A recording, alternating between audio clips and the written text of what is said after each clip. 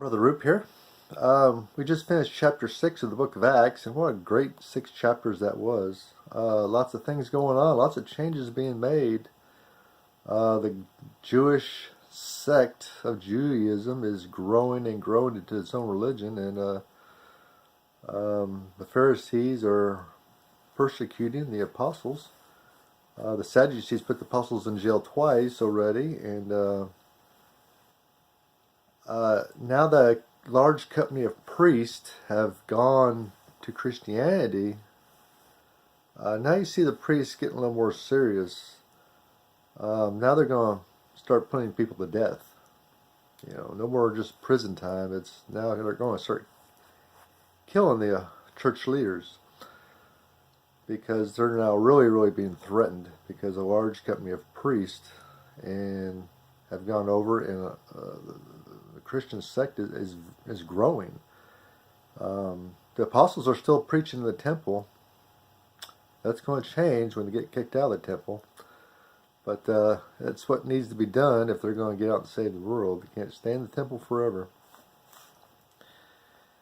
And chapter 7 starts with Stephen. He is arrested. We see that in the end of chapter 6. Stephen is arrested and accused falsely by paid false witnesses, which is against the law of Moses, but they're going.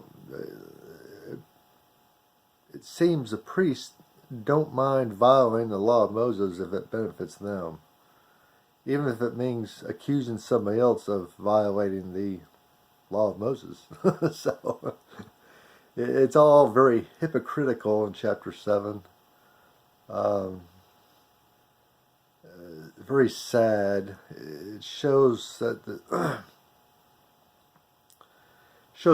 the high priest, the priest, the high level priest in the Sanhedrin, it's now all about religion, and it's no longer about really God. It's all about keeping power, keeping money. It's all gotten very sad. It's probably why God is changing things up. So Stephen is accused of preaching against the temple and the faith of Judaism and blaspheming God. And he probably was. It depends on whose ears were hearing what Stephen was saying. To Stephen, it wasn't blaspheming God at all. It was preaching the truth. To the Pharisees and Sadducees, it was blasphemy. So it all depends on whose ears were hearing what Stephen was saying.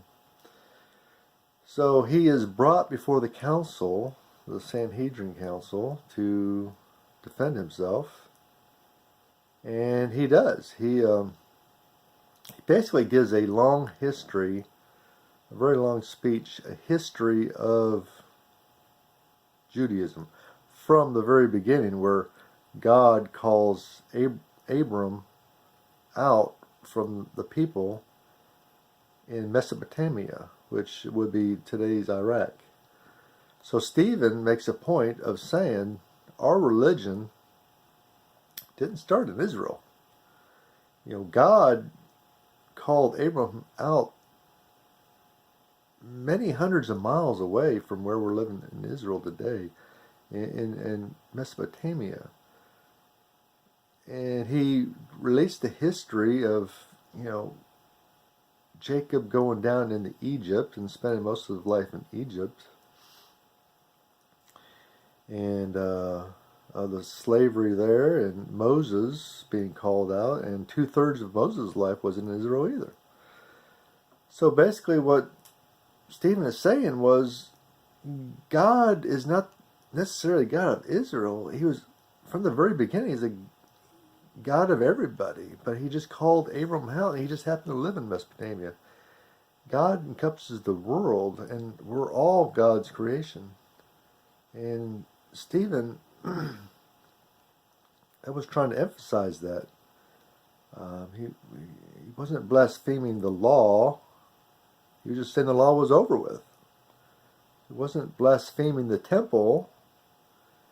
He's just saying God is universal. He spans the whole world. He doesn't necessarily live in the temple.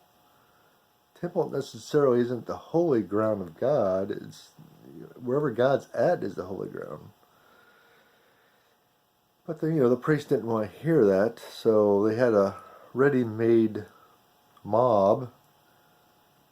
One of the members was Saul, who would later become Paul, one of the great Christian evangelist in the future, but not now. Now he's with the mob, going to stone Stephen for preaching the truth that Jesus Christ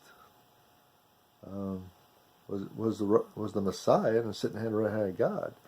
And at the end of his speech in the Sanhedrin, he gets a vision of Jesus Christ at the right hand of God.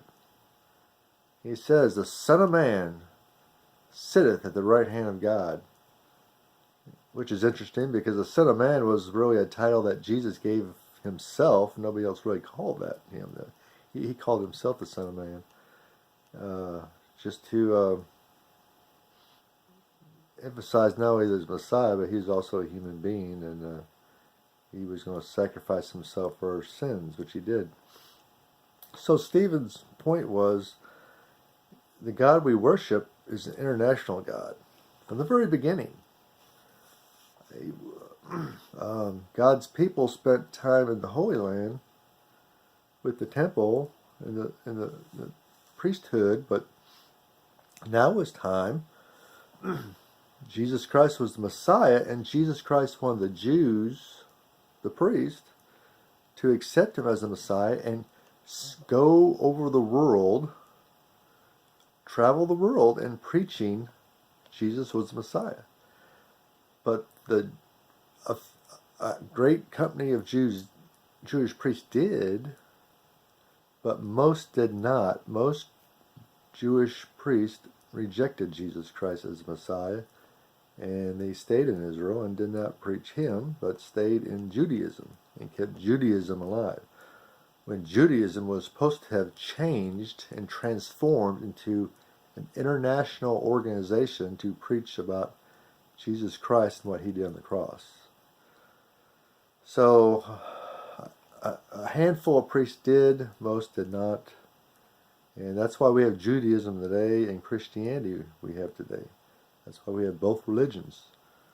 Judaism was supposed to have passed away when their Messiah showed up and sacrificed himself for their sins, but sadly they didn't recognize him. But they will, at the end times, they will come back to him. We'll see that in Revelation. Thank you.